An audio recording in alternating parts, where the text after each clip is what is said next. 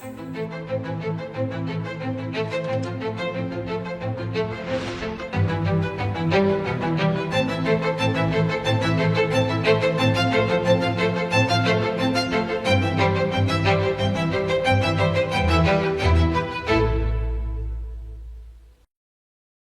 ಪ್ರೀತಿಯ ದೇಶವಾಸಿಗಳೇ, ಎಲ್ಲರಿಗೂ ನಮಸ್ಕಾರ. ಮನ್ ಕಿ ಬಾತ್ ಕಾರ್ಯಕ್ರಮಕ್ಕೆ ನಿಮಗೆ ಮತ್ತೊಮ್ಮೆ ಹೃತ್ಪೂರ್ವಕ ಸ್ವಾಗತ, ಅಭಿನಂದನೆಗಳು. ಇನ್ನು ಕೆಲವೇ ದಿನಗಳಲ್ಲಿ ನಾವು 2026ರ ವರ್ಷಕ್ಕೆ ಕಾಲಿಡಲಿದ್ದೇವೆ. ಮತ್ತು ಇಂದು ನಾನು ನಿಮ್ಮೊಂದಿಗೆ ಮಾತನಾಡುತ್ತಿರುವಾಗ ನನ್ನ ಮನಸ್ಸಿನಲ್ಲಿ ಇಡೀ ಒಂದು ವರ್ಷದ ನೆನಪುಗಳು ನನ್ನ ಮನಸ್ಸಿನಲ್ಲಿ ಸುಳಿದಾಡುತ್ತಿವೆ. ದೇಶವನ್ನು ಒಗ್ಗೂಡಿಸಿದಂತಹ ಅನೇಕ ಚಿತ್ರಗಳು, ಅನೇಕ ಚರ್ಚೆಗಳು, ಅನೇಕ ಸಾಧನೆಗಳು 2025 ನಮಗೆ ಪ್ರತಿಯೊಬ್ಬ ಭಾರತೀಯನೂ ಹೆಮ್ಮೆ ಪಡುವಂತಹ ಅನೇಕ ಅದ್ಭುತ ಕ್ಷಣಗಳನ್ನು ನೀಡಿದೆ. ದೇಶದ ಸುರಕ್ಷತೆಯಿಂದ ಹಿಡಿದು ಕ್ರೀಡಾಂಗಣದವರೆಗೆ, ವಿಜ್ಞಾನದ ಪ್ರಯೋಗಾಲಯಗಳಿಂದ ಹಿಡಿದು ವಿಶ್ವದ ದೊಡ್ಡ ವೇದಿಕೆಗಳವರೆಗೆ ಭಾರತವು ಎಲ್ಲೆಡೆ ತಂದೇ ಆದ ಬಲವಾದ ಛಾಪು ಮೂಡಿಸಿದೆ.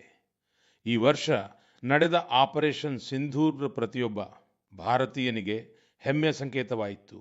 ಇಡೀ ಜಗತ್ತು ಅತ್ತ ಸ್ಪಷ್ಟವಾಗಿ ನೋಡಿದೆ.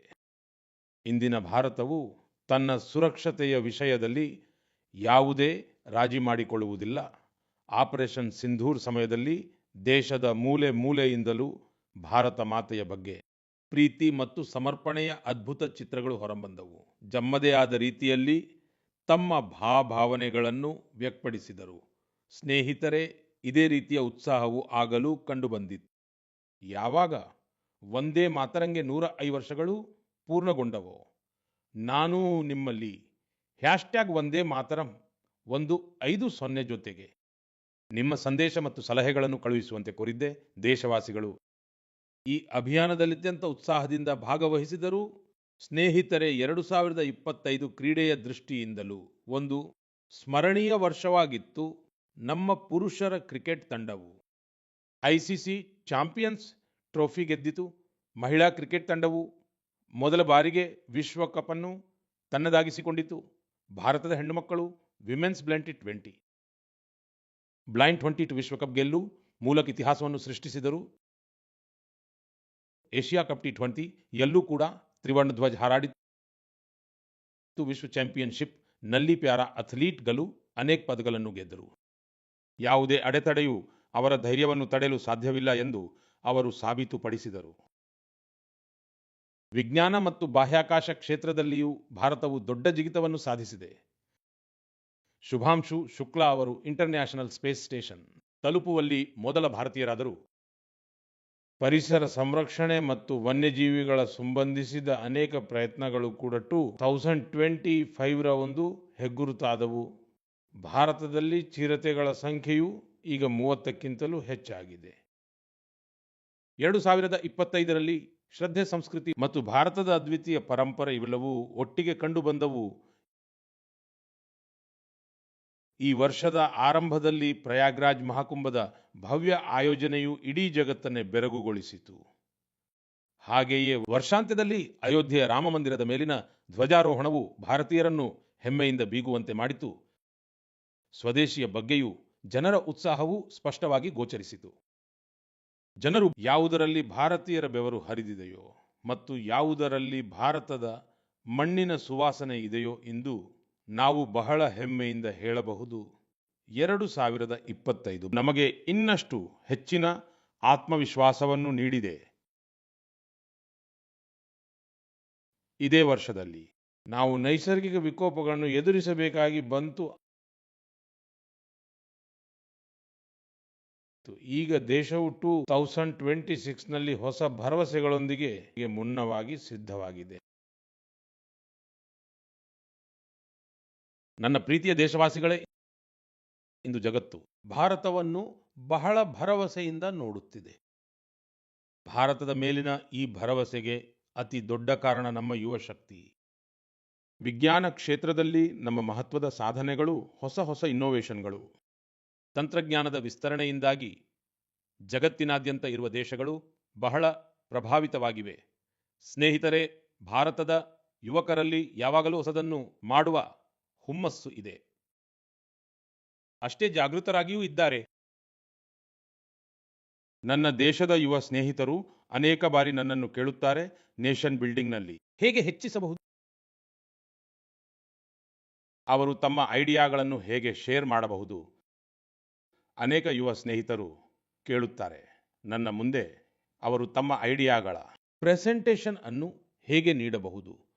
ನಮ್ಮ ಯುವ ಸ್ನೇಹಿತರ ಈ ಕುತೂಹಲಕ್ಕೆ ಒಂದು ಸಮಾಧಾನವಿದೆ. Viksit Bharat young leaders dialogue. ಕಳೆದ ವರ್ಷ ಇದರ ಮೊದಲ ಆವೃತ್ತಿ ನಡೆದಿತ್ತು. ಈಗ ಕೆಲವು ದಿನಗಳ ನಂತರ ಅದರ 2ನೇ ಆವೃತ್ತಿ ನಡೆಯಲಿದೆ. ಮುಂದಿನ ತಿಂಗಳ 12ನೇ ತಾರೀಖಿನಂದು ಸ್ವಾಮಿ ವಿವೇಕಾನಂದ ಅವರ ಜಯಂತಿಯ ಸಂದರ್ಭದಲ್ಲಿ ರಾಷ್ಟ್ರೀಯ ಯುವ ದಿನವನ್ನು ಸಹ ಆಚರಿಸಲಾಗುವುದು.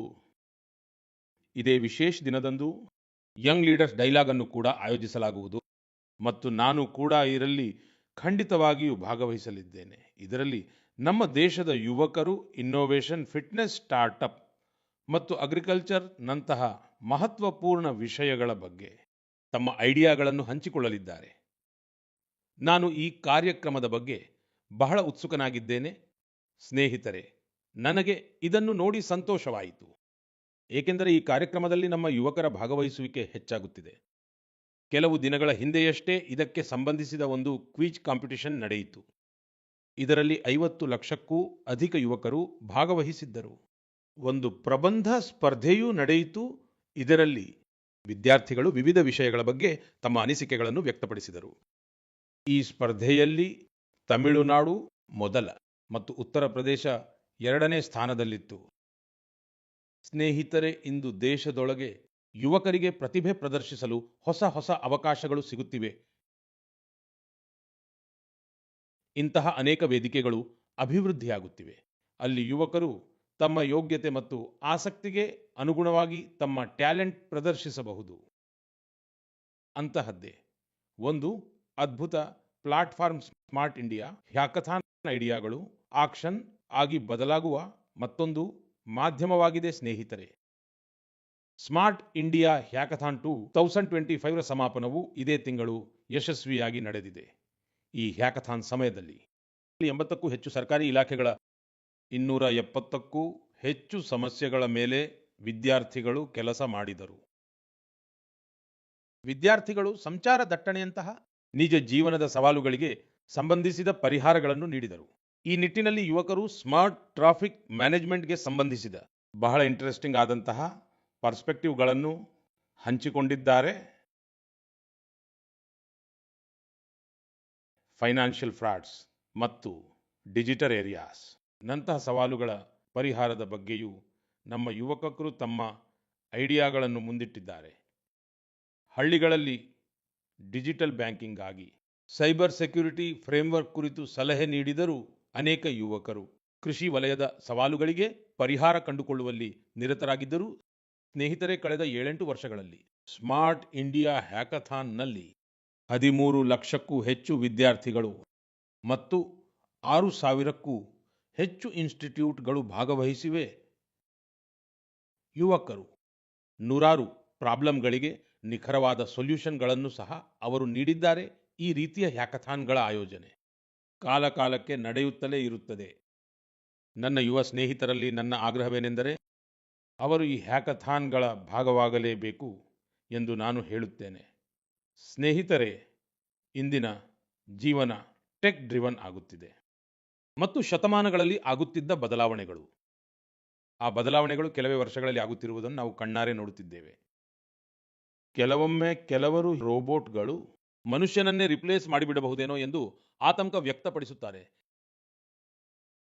ಇಂತಹ ಬದಲಾಗುತ್ತಿರುವ ಕಾಲದಲ್ಲಿ ಮಾನವ ಅಭಿವೃದ್ಧಿಗಾಗಿ ನಾವು ನಮ್ಮ ಮೂಲಗಳಿಗೆ ಅಂಟಿಕೊಂಡಿರುವುದು ಬಹಳ ಮುಖ್ಯ.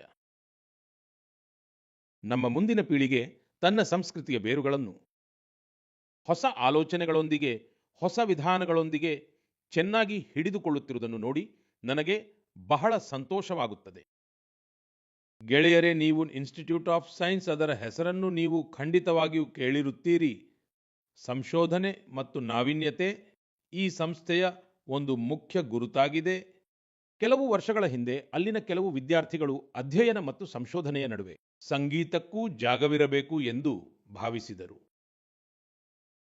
ಇಲ್ಲಿಂದಲೇ ಒಂದು ಸಣ್ಣ ಸಂಗೀತ ತರಗತಿ ಪ್ರಾರಂಭವಾಯಿತು. ದೊಡ್ಡ ವೇದಿಕೆಯೂ ಇರಲಿಲ್ಲ, ದೊಡ್ಡ ಬಜೆಟ್ ಕೂಡ ಇರಲಿಲ್ಲ. ನಿಧಾನವಾಗಿ ಈ ಉಪಕ್ರಮವು ಬೆಳೆಯುತ್ತಾ ಹೋಯಿತು ಮತ್ತು ಇಂದು ನಾವು ಇದನ್ನು ಗೀತಾಂಜಲಿ IISC ಎಂಬ ಹೆಸರಿನಿಂದ ಕರೆಯುತ್ತೇವೆ. ಇದು ಈಗ ಕೇವಲ ಒಂದು ತರಗತಿಯಲ್ಲ, ಕ್ಯಾಂಪಸ್ನ ಸಾಂಸ್ಕೃತಿಕ ಕೇಂದ್ರವಾಗಿದೆ. ಇಲ್ಲಿ ಹಿಂದೂಸ್ತಾನಿ ಶಾಸ್ತ್ರೀಯ ಸಂಗೀತವಿದೆ, ಜನಪದ ಸಂಪ್ರದಾಯಗಳಿವೆ, ಶಾಸ್ತ್ರೀಯ ಪ್ರಕಾರಗಳಿವೆ. ವಿದ್ಯಾರ್ಥಿಗಳು ಇಲ್ಲಿ ಒಟ್ಟಿಗೆ ಕುಳಿತು ಅಭ್ಯಾಸ ಮಾಡುತ್ತಾರೆ. ಪ್ರೊಫೆಸರ್ಗಳು ಜೊತೆಗೂಡುತ್ತಾರೆ, ಅವರ ಕುಟುಂಬದವರು ಸೇರುತ್ತಾರೆ. ಇಂದು 200ಕ್ಕೂ ಹೆಚ್ಚು ಜನರು ಇದರೊಂದಿಗೆ ಸಂಪರ್ಕ ಹೊಂದಿದ್ದಾರೆ. ಮತ್ತು ವಿಶೇಷವೆಂದರೆ ವಿದೇಶಕ್ಕೆ ಹೋದವರು ಕೂಡ ಆನ್ಲೈನ್ನಲ್ಲಿ ಸಂಪರ್ಕ ಹೊಂದುವ ಮೂಲಕ ಈ ಗುಂಪಿನೊಂದಿಗೆ ಸಂಬಂಧವನ್ನು ಉಳಿಸಿಕೊಂಡಿದ್ದಾರೆ. ಸ್ನೇಹಿತರೆ, ತಮ್ಮ ಬೇರುಗಳೊಂದಿಗೆ ಸಂಪರ್ಕದಲ್ಲಿರಲು ಮಾಡುವ ಪ್ರಯತ್ನಗಳು ಕೇವಲ ಭಾರತಕ್ಕೆ ಸೀಮಿತವಾಗಿಲ್ಲ. ವಿಶ್ವದ ವಿವಿಧ ಮೂಲೆಗಳಲ್ಲಿ ನೆಲೆಸಿರುವ ಭಾರತೀಯರು ಕೂಡ ತಮ್ಮ ಪಾತ್ರವನ್ನು ನಿರ್ವಹಿಸುತ್ತಿದ್ದಾರೆ. ನಮ್ಮನ್ನು ದೇಶದಿಂದ ಹೊರಗೆ ಕರೆದೊಯ್ಯುವ ಇನ್ನೂ ಒಂದು ಉತ್ತಮ ಉದಾಹರಣೆ ಎಂದರೆ ದುಬೈಯಲ್ಲಿ ವಾಸಿಸುವ ಕನ್ನಡಿಗ ಕುಟುಂಬಗಳು. ನಮ್ಮ ಮಕ್ಕಳು ಟೆಕ್ ವರ್ಲ್ಡ್ನಲ್ಲಿ ಮುಂದೆ ಸಾಗುತ್ತಿದ್ದಾರೆ. ಆದರೆ ಅವರು ತಮ್ಮ ಭಾಷೆಯಿಂದ ದೂರವಾಗುತ್ತಿದ್ದಾರೆಯೇ? ಇಲ್ಲಿಂದಲೇ ಕನ್ನಡ ಪಾಠಶಾಲೆ ಎಂಬ ಒಂದು ಅದ್ಭುತ ಪ್ರಯತ್ನವು ಜನ್ಮ ತಾಳಿತು. ಇಲ್ಲಿ ಮಕ್ಕಳಿಗೆ ಕನ್ನಡವನ್ನು ಓದಲು, ಬರೆಯಲು ಮತ್ತು ಮಾತನಾಡಲು ಕಲಿಸಲಾಗುತ್ತದೆ. ಇಂದು ಇದರಿಂದ 1,000ಕ್ಕೂ ಹೆಚ್ಚು ಮಕ್ಕಳು ಸಂಪರ್ಕ ಹೊಂದಿದ್ದಾರೆ. ನಿಜಕ್ಕೂ ಕನ್ನಡ ನಾಡು ನುಡಿ ನಮ್ಮ ಹೆಮ್ಮೆ. ಮತ್ತು ಕನ್ನಡದ ಭೂಮಿ ಮತ್ತು ನಮ್ಮ ಸುಂದರ ಭಾಷೆ ನಮ್ಮ ಹೆಮ್ಮೆ. ಗೆಳೆಯರೇ, ಮನಸ್ಸಿದ್ದರೆ ಮಾರ್ಗ ಎಂಬ ಒಂದು ಹಳೆಯ ಮಾತಿದೆ. ಈ ಮಾತನ್ನು ಮಣಿಪುರದ ಯುವಕನೊಬ್ಬ ಮತ್ತೆ ಸಾಬೀತುಪಡಿಸಿದ್ದಾನೆ. ಅವರೇ ಮೊಯಿರಾಂಗ್ ಸೇಠ್ ಜಿ ಅವರು. ಅವರ ವಯಸ್ಸು 40 ವರ್ಷಕ್ಕಿಂತ ಕಡಿಮೆ. ಶ್ರೀಮಾನ್ ಮೊಯಿರಾಂಗ್ ಜಿ ಅವರು ವಾಸಿಸುತ್ತಿದ್ದ ದೂರದ ಪ್ರದೇಶದಲ್ಲಿ ವಿದ್ಯುತ್ ಶಕ್ತಿಯ ದೊಡ್ಡ ಸಮಸ್ಯೆ ಇತ್ತು. ಈ ಸವಾಲನ್ನು ಎದುರಿಸಲು ಅವರು ಸ್ಥಳೀಯ ಪರಿಹಾರಕ್ಕೆ ಒತ್ತು ನೀಡಿದರು ಮತ್ತು ಅವರಿಗೆ ಈ ಪರಿಹಾರವು ಸೋಲಾರ್ ಪವರ್ನಲ್ಲಿ ದೊರೆಯಿತು. ನಮ್ಮ ಮಣಿಪುರದಲ್ಲಿ ಹೇಗೂ ಸೌರಶಕ್ತಿ ಉತ್ಪಾದಿಸುವುದು ಸುಲಭ. ಆದ್ದರಿಂದ ಮೊಯಿರಾಂಗ್ ಜಿ ಅವರು ಸೋಲಾರ್ ಪ್ಯಾನೆಲ್ಗಳನ್ನು ಅಳವಡಿಸುವ ಅಭಿಯಾನವನ್ನು ಪ್ರಾರಂಭಿಸಿದರು ಮತ್ತು ಈ ಅಭಿಯಾನದಿಂದಾಗಿ ಇಂದು ಅವರ ಪ್ರದೇಶದ ನೂರಾರು ಮನೆಗಳಿಗೆ ಸೋಲಾರ್ ಪವರ್ ಸುಲಭವಾಗಿ ತಲುಪಿದೆ. ವಿಶೇಷವಾದ ಸಂಗತಿ ಏನೆಂದರೆ ಅವರು ಸೋಲಾರ್ ಪವರ್ ಅನ್ನು ಹೆಲ್ತ್ ಕೇರ್ ಮತ್ತು ಜೀವನೋಪಾಯವನ್ನು ಸುಧಾರಿಸಲು ಬಳಸಿಕೊಂಡಿದ್ದಾರೆ. ಇಂದು ಅವರ ಪ್ರಯತ್ನಗಳಿಂದ ಮಣಿಪುರದ ಅನೇಕ ಹೆಲ್ತ್ ಸೆಂಟರ್ಗಳಿಗೂ ಸೋಲಾರ್ ಪವರ್ ಲಭ್ಯವಾಗುತ್ತಿದೆ. ಅವರ ಈ ಕೆಲಸದಿಂದ ಮಣಿಪುರದ ನಾರಿಶಕ್ತಿಗೂ ಬಹಳಷ್ಟು ಲಾಭವಾಗಿದೆ. ಸ್ಥಳೀಯ ಮೀನುಗಾರರು ಮತ್ತು ಕಲಾವಿದರಿಗೂ ಇದರಿಂದ ಸಹಾಯವಾಗಿದೆ. ಸ್ನೇಹಿತರೆ, ಇಂದು ಸರ್ಕಾರ PM ಸೂರ್ಯಘರ್ ಉಚಿತ ವಿದ್ಯುತ್ ಯೋಜನೆಯಡಿ ಪ್ರತಿಯೊಬ್ಬ ಫಲಾನುಭವಿ ಕುಟುಂಬಕ್ಕೆ ಸೋಲಾರ್ ಪ್ಯಾನೆಲ್ ಅಳವಡಿಸಲು ಸುಮಾರು 75ರಿಂದ 80 ಸಾವಿರ ರೂಪಾಯಿಗಳನ್ನು ನೀಡುತ್ತಿದೆ. ಮೊಯಿರಾಂಗ್ ಜಿ ಅವರ ಈ ಮಹತ್ತರ ಪ್ರಯತ್ನಗಳು ವೈಯಕ್ತಿಕ ಪ್ರಯತ್ನಗಳಾಗಿದ್ದರೂ ಸೋಲಾರ್ ಪವರ್ಗೆ ಸಂಬಂಧಿಸಿದ ಪ್ರತಿಯೊಂದು ಅಭಿಯಾನಕ್ಕೂ ಒಂದು ಹೊಸ ವೇಗವನ್ನು ನೀಡುತ್ತಿವೆ. ನಾನು ಮನ್ ಕಿ ಬಾತ್ ಮೂಲಕ ಅವರಿಗೆ ನನ್ನ ಶುಭಾಶಯಗಳನ್ನು ತಿಳಿಸುತ್ತೇನೆ. ನನ್ನ ಪ್ರೀತಿಯ ದೇಶವಾಸಿಗಳೇ, ಬನ್ನಿ ಈಗ ನಾವು ಜಮ್ಮು ಮತ್ತು ಕಾಶ್ಮೀರದ ಕಡೆಗೆ ಹೋಗೋಣ. ಜಮ್ಮು ಮತ್ತು ಕಾಶ್ಮೀರದ ಸಾಂಸ್ಕೃತಿಕ ಮತ್ತು ಐತಿಹಾಸಿಕ ಪರಂಪರೆಯ ಒಂದು ಕಥೆಯನ್ನು ಹಂಚಿಕೊಳ್ಳಲು ಬಯಸುತ್ತೇನೆ. ಅದು ನಿಮ್ಮಲ್ಲಿ ಹೆಮ್ಮೆಯನ್ನು ತುಂಬುತ್ತದೆ. ಜಮ್ಮು ಮತ್ತು ಕಾಶ್ಮೀರದ ಬಾರಾಮುಲ್ಲಾದಲ್ಲಿ ಜೆಹನ್ಪೋರಾ ಎಂಬ ಒಂದು ಸ್ಥಳವಿದೆ. ಅಲ್ಲಿನ ಜನರು ವರ್ಷಗಳಿಂದ ಕೆಲವು ಎತ್ತರದ ದಿಬ್ಬಗಳನ್ನು ನೋಡುತ್ತಿದ್ದರು. ಅವು ಸಾಮಾನ್ಯ ದಿಬ್ಬಗಳಾಗಿದ್ದವು. ಅವುಗಳೇನು ಎಂಬುದು ಯಾರಿಗೂ ತಿಳಿದಿರಲಿಲ್ಲ. ನಂತರ ಒಂದು ದಿನ ಆರ್ಕಿಯಾಲಜಿಸ್ಟ್ಗಳ ದೃಷ್ಟಿ ಅವುಗಳ ಮೇಲೆ ಬಿತ್ತು. ಅವರು ಈ ಪ್ರದೇಶವನ್ನು ಗಮನವಿಟ್ಟು ನೋಡಲು ಪ್ರಾರಂಭಿಸಿದಾಗ ಈ ದಿಬ್ಬಗಳು ವಿಭಿನ್ನವಾಗಿ ಕಂಡವು. ಇದರ ನಂತರ ಈ ದಿಬ್ಬಗಳ ವೈಜ್ಞಾನಿಕ ಅಧ್ಯಯನವನ್ನು ಪ್ರಾರಂಭಿಸಲಾಯಿತು. ಡ್ರೋನ್ ಮೂಲಕ ಮೇಲಿನಿಂದ ಚಿತ್ರಗಳನ್ನು ತೆಗೆಯಲಾಯಿತು. ನೆಲದ ಮ್ಯಾಪಿಂಗ್ ಮಾಡಲಾಯಿತು ಮತ್ತು ನಂತರ ಕೆಲವು ಆಶ್ಚರ್ಯಕರ ವಿಷಯಗಳು ಬೆಳಕಿಗೆ ಬರಲಾರಂಭಿಸಿದವು. ಈ ದಿಬ್ಬಗಳು ನೈಸರ್ಗಿಕವಲ್ಲ ಎಂದು ತಿಳಿಯಿತು. ಇದನ್ನು ಮನುಷ್ಯರು ನಿರ್ಮಿಸಿದ್ದರು. ಇದು ಯಾವುದೋ ದೊಡ್ಡ ಕಟ್ಟಡದ ಅವಶೇಷವಾಗಿತ್ತು. ಇದೇ ಸಮಯದಲ್ಲಿ ಮತ್ತೊಂದು ಕುತೂಹಲಕಾರಿ ಕೊಂಡಿ ಸೇರಿಕೊಂಡಿತು. ಕಾಶ್ಮೀರದಿಂದ ಸಾವಿರಾರು ಕಿಲೋಮೀಟರ್ ದೂರದಲ್ಲಿರುವ ಫ್ರಾನ್ಸ್ನ ಒಂದು ಮ್ಯೂಸಿಯಂನ ಆರ್ಕೈವ್ಸ್ನಲ್ಲಿ ಒಂದು ಹಳೆಯ ಮಸುಕಾದ ಚಿತ್ರ ಸಿಕ್ಕಿತು. ಬಾರಾಮುಲ್ಲಾದ ಆ ಚಿತ್ರದಲ್ಲಿ 3 ಬೌದ್ಧ ಸ್ತೂಪಗಳು ಕಾಣುತ್ತಿದ್ದವು.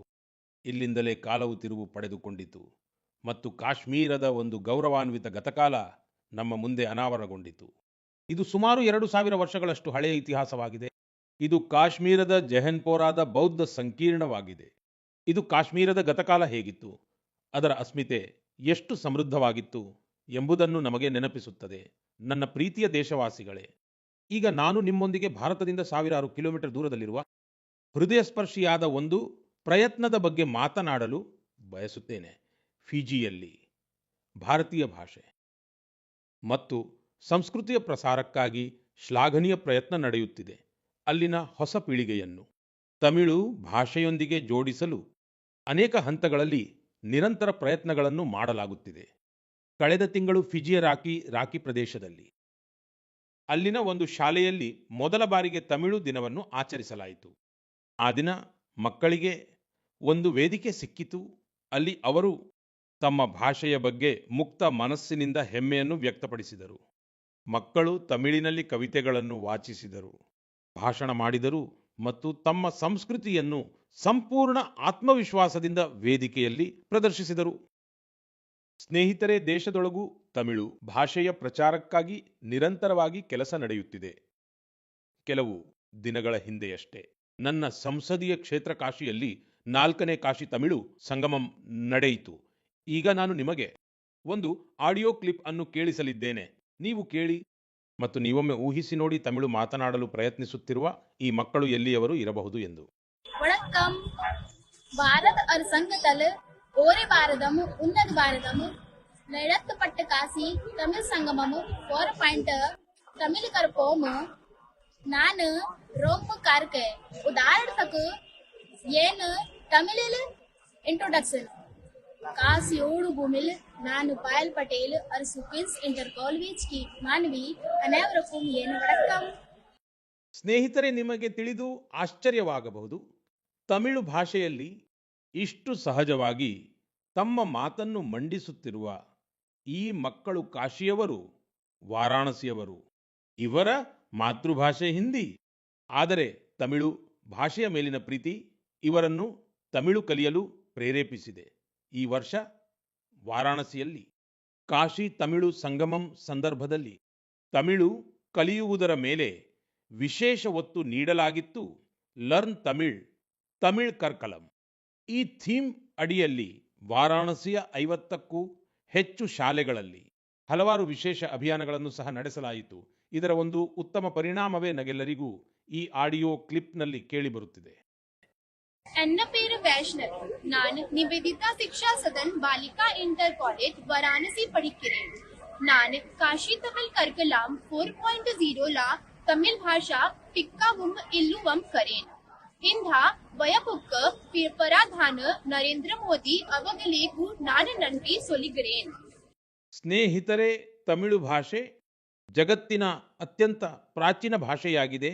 ತಮಿಳು ಸಾಹಿತ್ಯವೂ ಅತ್ಯಂತ ಸಮೃದ್ಧವಾಗಿದೆ. ನಾನು ಮನ್ ಕಿ ಬಾತ್ನಲ್ಲಿ ಕಾಶಿ ತಮಿಳು ಸಂಗಮಂನಲ್ಲಿ ಭಾಗವಹಿಸುವಂತೆ ಆಗ್ರಹಿಸಿದ್ದೆ. ನನಗೆ ಖುಷಿಯಿದೆ. ಇಂದು ದೇಶದ ಇತರ ಭಾಗಗಳಲ್ಲಿಯೂ ಮಕ್ಕಳು ಮತ್ತು ಯುವಜನರ ನಡುವೆ ತಮಿಳು ಭಾಷೆಯ ಕುರಿತು ಒಂದು ಹೊಸ ಆಕರ್ಷಣೆ ಸ್ಪಷ್ಟವಾಗಿ ಕಾಣಿಸುತ್ತಿದೆ. ಇದೇ ಭಾರತದ ಏಕತೆ, ನಮ್ಮ ಭಾಷೆಯ ಶಕ್ತಿ ಇದೆ. ಸ್ನೇಹಿತರೆ, ಮುಂದಿನ ತಿಂಗಳು ನಾವು ದೇಶದ ಗಣರಾಜ್ಯೋತ್ಸವವನ್ನು ಆಚರಿಸಲಿದ್ದೇವೆ. ಯಾವಾಗಲೆಲ್ಲ ಇಂತಹ ಸಂದರ್ಭಗಳು ಬರುತ್ತವೆ, ಆಗ ನಮ್ಮ ಮನಸ್ಸು ಸ್ವಾತಂತ್ರ್ಯ ಹೋರಾಟಗಾರರು ಮತ್ತು ಸಂವಿಧಾನ ನಿರ್ಮಾಪಕರ ಬಗ್ಗೆ ಕೃತಜ್ಞತಾ ಭಾವದಿಂದ ತುಂಬಿ ತುಳುಕುತ್ತದೆ. ನಮ್ಮ ದೇಶವು ಸ್ವಾತಂತ್ರ್ಯ ಪಡೆಯಲು ದೀರ್ಘಕಾಲ ಹೋರಾಟ ಮಾಡಿದೆ. ಸ್ವಾತಂತ್ರ್ಯ ಚಳುವಳಿಯಲ್ಲಿ ದೇಶದ ಪ್ರತಿಯೊಂದು ಭಾಗದ ಜನರು ತಮ್ಮ ಕೊಡುಗೆಯನ್ನು ನೀಡಿದ್ದಾರೆ. ಆದರೆ ಬಹಳ ದುರದೃಷ್ಟವಶಾತ್ ಸ್ವಾತಂತ್ರ್ಯದ ಅನೇಕ ನಾಯಕ ನಾಯಕಿಯರಿಗೆ ಸಿಗಬೇಕಾದಂತಹ ಗೌರವವು ಸಿಗಲಿಲ್ಲ. ಅಂತಹ ಒಬ್ಬ ಸ್ವಾತಂತ್ರ್ಯ ಹೋರಾಟಗಾರ್ತಿ ಒಡಿಶಾದ ಪಾರ್ವತಿ ಗಿರಿಜಿ. ಜನವರಿ 2026ರಲ್ಲಿ ಅವರ ಜನ್ಮಶತಮಾನೋತ್ಸವವನ್ನು ಆಚರಿಸಲಾಗುತ್ತದೆ. ಅವರು 16 ವರ್ಷ ವಯಸ್ಸಿನಲ್ಲಿ ಭಾರತ ಬಿಟ್ಟು ತೊಲಗಿ ಚಳುವಳಿಯಲ್ಲಿ ಭಾಗವಹಿಸಿದ್ದರು. ಸ್ನೇಹಿತರೆ, ಸ್ವಾತಂತ್ರ್ಯ ಚಳುವಳಿಯ ನಂತರ ಪಾರ್ವತಿ ಗಿರಿಜಿ ಅವರು ತಮ್ಮ ಜೀವನವನ್ನು ಸಮಾಜ ಸೇವೆ ಮತ್ತು ಬುಡಕಟ್ಟು ಕಲ್ಯಾಣಕ್ಕೆ ಸಮರ್ಪಿಸಿದ್ದರು. ಅವರು ಅನೇಕ ಅನಾಥಾಶ್ರಮಗಳನ್ನು ಕೂಡ ಸ್ಥಾಪನೆ ಮಾಡಿದರು. ಅವರ ಸ್ಫೂರ್ತಿದಾಯಕವಾದ ಜೀವನವು ಪ್ರತಿಯೊಂದು ಪೀಳಿಗೆಗೂ ಮಾರ್ಗದರ್ಶನ ನೀಡುತ್ತಲೇ ಇರುತ್ತದೆ. ମୁଁ ପାର୍ବତୀ ಗಿರಿಜಿକୁ ಶ್ರದ್ಧಾಂಜಲಿ ಅರ್ಪಣ ಕರುಚಿ. ಸ್ನೇಹಿತರೆ, ಇದು ನಮ್ಮ ಜವಾಬ್ದಾರಿಯಾಗಿದೆ. ನಾವು ನಮ್ಮ ಪರಂಪರೆಯನ್ನು ಮರೆಯಬಾರದು. ನಾವು ಸ್ವಾತಂತ್ರ್ಯ ತಂದುಕೊಟ್ಟ ನಾಯಕ ನಾಯಕಿಯರ ಮಹಾನ್ ಗಾಥೆಯನ್ನು ಮುಂದಿನ ಪೀಳಿಗೆಗೆ ತಲುಪಿಸಬೇಕು. ನಿಮಗೆ ನೆನಪಿರಬಹುದು, ನಮ್ಮ ಸ್ವಾತಂತ್ರ್ಯಕ್ಕೆ 75 ವರ್ಷಗಳು ಪೂರ್ಣಗೊಂಡಾಗ ಸರ್ಕಾರವು ಒಂದು ವಿಶೇಷ ವೆಬ್ಸೈಟ್ ಅನ್ನು ಸಿದ್ಧಪಡಿಸಿತ್ತು. ಇದರಲ್ಲಿ ಒಂದು ವಿಭಾಗವನ್ನು ಅನ್ಸಂಗ್ ಹೀರೋಸ್ಗೆ ಸಮರ್ಪಿಸಲಾಗಿತ್ತು. ಇಂದಿಗೂ ನೀವು ಈ ವೆಬ್ಸೈಟ್ಗೆ ಭೇಟಿ ನೀಡಿ ದೇಶಕ್ಕೆ ಸ್ವಾತಂತ್ರ್ಯ ತಂದುಕೊಡುವಲ್ಲಿ ಮಹತ್ವದ ಪಾತ್ರ ವಹಿಸಿದ ಆ ಮಹಾನ್ ವ್ಯಕ್ತಿಗಳ ಬಗ್ಗೆ ತಿಳಿದುಕೊಳ್ಳಬಹುದು. ನನ್ನ ಪ್ರೀತಿಯ ದೇಶವಾಸಿಗಳೇ, ಮನ್ ಕಿ ಬಾತ್ ಮೂಲಕ ನಮಗೆ ಸಮಾಜದ ಒಳಿತಿಗೆ ಸಂಬಂಧಿಸಿದ ಮಹತ್ವದ ವಿಷಯಗಳ ಬಗ್ಗೆ ಚರ್ಚಿಸಲು ಒಂದು ಉತ್ತಮ ಅವಕಾಶ ಸಿಗುತ್ತದೆ. ಇಂದು ನಾನು ಅಂತಹ ಒಂದು ವಿಷಯದ ಬಗ್ಗೆ ಮಾತನಾಡಲು ಬಯಸುತ್ತೇನೆ. ಇದು ನಿಜಕ್ಕೂ ನಮ್ಮೆಲ್ಲರಿಗೂ ಒಂದು ಚಿಂತೆಯ ವಿಷಯವಾಗಿದೆ. ICMR ಅಂದರೆ Indian council of medical research ಇತ್ತೀಚೆಗೆ ಒಂದು ಪ್ರಮುಖ ವರದಿಯನ್ನು ಬಿಡುಗಡೆ ಮಾಡಿದೆ. ಇದರಲ್ಲಿ ನ್ಯುಮೋನಿಯಾ ಮತ್ತು UTIನಂತಹ ಅನೇಕ ರೀತಿಯ ರೋಗಗಳ ವಿರುದ್ಧ ಆಂಟಿಬಯೋಟಿಕ್ ಔಷಧಿಗಳು ಈಗ ದುರ್ಬಲವೆಂದು ಸಾಬೀತಾಗುತ್ತಿವೆ. ಇದು ನಮ್ಮೆಲ್ಲರಿಗೂ ಬಹಳ ಚಿಂತಾಜನಕವಾಗಿದೆ. ವರದಿಯ ಪ್ರಕಾರ ಇದಕ್ಕೆ ಒಂದು ದೊಡ್ಡ ಕಾರಣವೆಂದರೆ ಜನರು ಸ್ವಲ್ಪವೂ ಕೂಡ ಯೋಚನೆ ಮಾಡದೆ ಆಂಟಿಬಯೋಟಿಕ್ ಔಷಧಿಗಳನ್ನು ಸೇವಿಸುವುದಾಗಿದೆ. ಆಂಟಿಬಯೋಟಿಕ್ ಎನ್ನುವುದು ಹಾಗೆಯೇ ತೆಗೆದುಕೊಳ್ಳುವಂತಹ ಔಷಧಿಗಳಲ್ಲ. ಇವುಗಳ ಬಳಕೆಯನ್ನು ವೈದ್ಯರ ಸಲಹೆಯ ಮೇರೆಗೆ ಮಾತ್ರ ಮಾಡಬೇಕು. ಇತ್ತೀಚಿನ ದಿನಗಳಲ್ಲಿ ಕೇವಲ ಒಂದು ಮಾತ್ರೆ ತೆಗೆದುಕೊಂಡರೆ ಸಾಕು, ಎಲ್ಲ ನೋವುಗಳು ದೂರವಾಗುತ್ತವೆ ಎಂದು ಜನರು ನಂಬಲು ಪ್ರಾರಂಭಿಸಿದ್ದಾರೆ. ಇದೇ ಕಾರಣ ರೋಗಗಳು ಮತ್ತು ಸೋಂಕುಗಳು ಈ ಆಂಟಿಬಯೋಟಿಕ್ ಔಷಧಿಗಳನ್ನು ಮೀರಿಸುತ್ತಿವೆ. ನಾನು ನಿಮ್ಮೆಲ್ಲರಲ್ಲೂ ಆಗ್ರಹಿಸುತ್ತೇನೆ, ದಯವಿಟ್ಟು ನಿಮ್ಮ ಮನಸ್ಸಿಗೆ ಬಂದಂತೆ ಔಷಧಿಗಳನ್ನು ಬಳಸುವುದನ್ನು ತಪ್ಪಿಸಿ. ಆಂಟಿಬಯೋಟಿಕ್ ಔಷಧಿಗಳ ವಿಷಯದಲ್ಲಂತೂ ಈ ಒಂದು ವಿಷಯವನ್ನು ಗಮನದಲ್ಲಿಟ್ಟುಕೊಳ್ಳುವುದು ಬಹಳ ಮುಖ್ಯವಾದದ್ದು. ನಾನು ನಿಮಗೆ ಹೇಳುವುದೇನೆಂದರೆ, ಮೆಡಿಸಿನ್ಸ್ಗೆ ಸರಿಯಾದ ಗೈಡೆನ್ಸ್ ಮತ್ತು ಆಂಟಿಬಯೋಟಿಕ್ಸ್ಗೆ ವೈದ್ಯರ ಅವಶ್ಯಕತೆ ಇದೆ. ಈ ಅಭ್ಯಾಸವು ನಿಮ್ಮ ಆರೋಗ್ಯವನ್ನು ಸುಧಾರಿಸುವಲ್ಲಿ ಬಹಳ ಸಹಾಯಕವಾಗಲಿದೆ. ನನ್ನ ಪ್ರೀತಿಯ ದೇಶವಾಸಿಗಳೇ, ನಮ್ಮ ಸಾಂಪ್ರದಾಯಿಕ ಕಲೆಗಳು ಸಮಾಜವನ್ನು ಸಶಕ್ತಗೊಳಿಸುವುದರ ಜೊತೆಗೆ ಜನರ ಆರ್ಥಿಕ ಪ್ರಗತಿಗೂ ಒಂದು ದೊಡ್ಡ ಮಾಧ್ಯಮವಾಗುತ್ತಿವೆ. ಆಂಧ್ರ ಪ್ರದೇಶದ ನರಸಾಪುರ ಲೇಸ್ ಕ್ರಾಫ್ಟ್ ಬಗ್ಗೆ ಈಗ ದೇಶಾದ್ಯಂತ ಚರ್ಚೆ ಹೆಚ್ಚಾಗುತ್ತಿದೆ. ಈ ಲೇಸ್ ಕ್ರಾಫ್ಟ್ ಹಲವಾರು ತಲೆಮಾರುಗಳಿಂದಲೂ ಮಹಿಳೆಯರ ಕೈಯಲ್ಲಿಯೇ ಇದೆ. ಇದಕ್ಕೆ ಬಹಳಷ್ಟು ತಾಳ್ಮೆ ಮತ್ತು ಹೆಚ್ಚಿನ ಸೂಕ್ಷ್ಮತೆಯೊಂದಿಗೆ ನಮ್ಮ ದೇಶದ ನಾರಿಶಕ್ತಿಯು ಇದನ್ನು ಸಂರಕ್ಷಿಸಿದೆ. ಇಂದು ಈ ಒಂದು ಭವ್ಯ ಪರಂಪರೆಯನ್ನು ಹೊಸ ರೂಪದೊಂದಿಗೆ ಮುಂದುವರಿಸಿಕೊಂಡು ಹೋಗಲಾಗುತ್ತಿದೆ. ಆಂಧ್ರ ಪ್ರದೇಶ ಸರ್ಕಾರ ಮತ್ತು ನಬಾರ್ಡ್ ಸೇರಿ ಕುಶಲಕರ್ಮಿಗಳಿಗೆ ಹೊಸ ವಿನ್ಯಾಸಗಳನ್ನು ಕಲಿಸುತ್ತಿದ್ದಾರೆ, ಉತ್ತಮ ಸ್ಕಿಲ್ ಟ್ರೈನಿಂಗ್ ನೀಡುತ್ತಿದ್ದಾರೆ ಮತ್ತು ಹೊಸ ಮಾರುಕಟ್ಟೆಗೆ ಸಂಪರ್ಕ ಕಲ್ಪಿಸುತ್ತಿದ್ದಾರೆ. ನರಸಾಪುರಂ ಲೇಸ್ಗೆ GI ಟ್ಯಾಗ್ ಕೂಡ ಸಿಕ್ಕಿದೆ. ಇಂದು ಇದರಿಂದ 500ಕ್ಕೂ ಹೆಚ್ಚು ಉತ್ಪನ್ನಗಳು ತಯಾರಾಗುತ್ತಿವೆ ಮತ್ತು 250ಕ್ಕೂ ಹೆಚ್ಚು ಹಳ್ಳಿಗಳಲ್ಲಿ ಸರಿಸುಮಾರು 1 ಲಕ್ಷ ಮಹಿಳೆಯರಿಗೆ ಇದರಿಂದ ಕೆಲಸ ಸಿಗುತ್ತಿದೆ. ಸ್ನೇಹಿತರೆ, ಮನ್ ಕಿ ಬಾತ್ ಇಂತಹ ಜನರನ್ನು ಮುನ್ನೆಲೆಗೆ ತರುವ ವೇದಿಕೆಯೂ ಆಗಿದೆ. ತಮ್ಮ ಪರಿಶ್ರಮದಿಂದ ಸಾಂಪ್ರದಾಯಿಕ ಕಲೆಗಳನ್ನು ಮುಂದುವರಿಸಿಕೊಂಡು ಹೋಗುತ್ತಿರುವುದು ಮಾತ್ರವಲ್ಲದೆ ಇದರಿಂದ ಸ್ಥಳೀಯ ಜನರನ್ನು ಸಬಲೀಕರಣಗೊಳಿಸುತ್ತಿದ್ದಾರೆ. ಮಣಿಪುರದ ಚುರಾಚಾಂದ್ಪುರದಲ್ಲಿ ಮಾರ್ಗರೆಟ್ ರಾಮ್ ಥಾರ್ಸಿ ಅವರ ಪ್ರಯತ್ನಗಳು ಇಂತಹವೇ ಆಗಿವೆ. ಅವರು ಮಣಿಪುರದ ಸಾಂಪ್ರದಾಯಿಕ ಉತ್ಪನ್ನಗಳನ್ನು, ಅಲ್ಲಿನ ಹ್ಯಾಂಡಿಕ್ರಾಫ್ಟ್ ಅನ್ನು, ಬಿದಿರು ಮತ್ತು ಮರದಿಂದ ಮಾಡಿದ ವಸ್ತುಗಳನ್ನು ಒಂದು ದೊಡ್ಡ ವಿಷನ್ನೊಂದಿಗೆ ನೋಡಿದರು ಮತ್ತು ಇದೇ ವಿಷನ್ನಿಂದಾಗಿ ಅವರು ಒಬ್ಬ ಹ್ಯಾಂಡಿಕ್ರಾಫ್ಟ್ ಆರ್ಟಿಸ್ಟ್ನಿಂದ ಜನರ ಜೀವನವನ್ನು ಬದಲಾಯಿಸುವ ಮಾಧ್ಯಮವಾದರು. ಇಂದು ಮಾರ್ಗರೆಟ್ ಜಿ ಅವರ ಯೂನಿಟ್ನಲ್ಲಿ ಈಗ 50ಕ್ಕೂ ಹೆಚ್ಚು ಆರ್ಟಿಸ್ಟ್ಗಳು ಕೆಲಸ ಮಾಡುತ್ತಿದ್ದಾರೆ ಮತ್ತು ಅವರು ತಮ್ಮ ಕಠಿಣ ಪರಿಶ್ರಮದಿಂದ ದೆಹಲಿ ಸೇರಿದಂತೆ ದೇಶದ ಹಲವು ರಾಜ್ಯಗಳಲ್ಲಿ ತಮ್ಮ ಉತ್ಪನ್ನಗಳಿಗೆ ಒಂದು ಮಾರುಕಟ್ಟೆಯನ್ನು ಸಹ ಅಭಿವೃದ್ಧಿಪಡಿಸಿದ್ದಾರೆ.